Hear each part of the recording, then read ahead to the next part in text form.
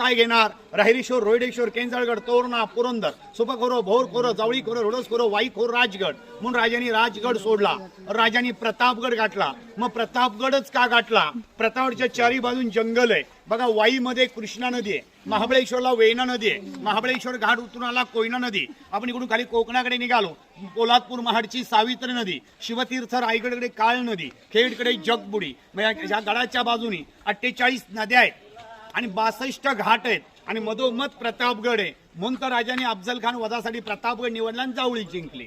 मग शिवरायांनी खान कुणाचं ऐकतोय शोधा. त्याचं नाव आहे कृष्णाजी विठ्ठलपंत कुलकर्णी. कृष्णाजी भास्कर नव्हे. आपल्या काळात 10वीला कविता होती, वेडात वीर दौडले एक साथ. दादा तू किती वेळेस होता? 10वी झाली, तुला ती कविता नव्हती, आमच्या काळात होती बघ. वेड्यात वीर दौडले एक साथ. त्या 7 जवानात कृष्णाजी भास्कर होते. अफजल खानचा वकील आहे कृष्णाजी विठ्ठलपंत कुलकर्णी. गोपीनाथ पंतांना निवडलं. राजांनी सांगितलं खोटं बोला, रेटून बोला, पण खानाचं वकील फोडा, खान फोडा तर खान इथपर्यंत आला पाहिजे. गोपीनाथ पंत गेले, शिवाजीराजे घाबरलेत. शिवाजीराजे इतके शरण जाणार आहेत, फक्त एक अडचण आहे, ते काय वाईमध्ये येऊ शकत नाहीत. 4 पावलं तुम्ही या, 4 पावलं आम्ही येतो. आता 4 पावलं बघा, वाई ते प्रतापगड 52 किलोमीटर अंतर.